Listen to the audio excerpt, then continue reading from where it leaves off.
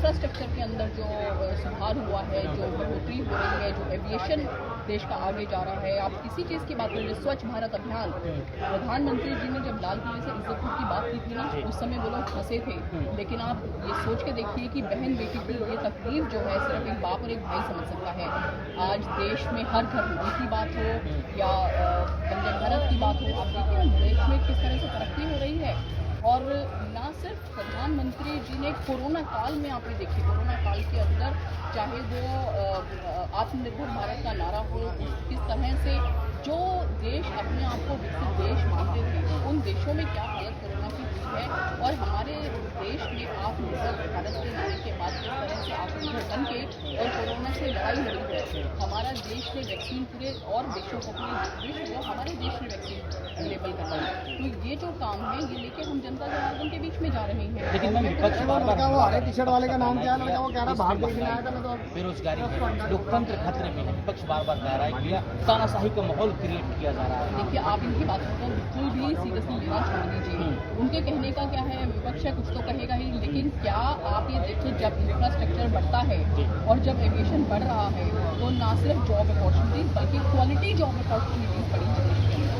देश विकास की ओर है, देश में विकास कार्य हो रहे हैं हर घर में। आप ये सोच के देखिए, उज्ज्वला गैस योजना की हम बात करते हैं। उज्ज्वला गैस योजना के तहत माताएं बहनें, आप ये सोच के देखिए कि उनके जब हर घर में जब माताएं बहनें खाना बनाती थी, किस तरह से धुआं उनकी आंखों में जाता था, उससे और हेल्थ प्रॉब्लम्स होती थी। आज हर घर उज्ज्वला योजना पहुंची है। ना सिर्फ उज्ज्वला योजना बल्कि पीएनजी भी पहुंची है।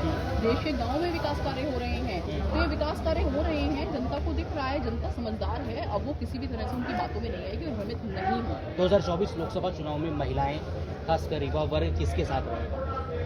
आपको आने वाला समय बताएगा। आप ये देखिए जिस तरह से युवाओं के लिए रोजगार की अपॉर्चुनिटीज बढ़ रही हैं, क्वालिटी जो जॉब अपॉर्चुनिटीज बढ़ी हैं, महिलाओं के लिए जो 33% का आरक्षण आया है, विमेन बिल के बारे में किसी ने समझा नहीं, सोचा नहीं था, इसको इम्प्लीमेंट करवाया गया। प्रधानमंत्री ने इसको इम्प्लीमेंट किया।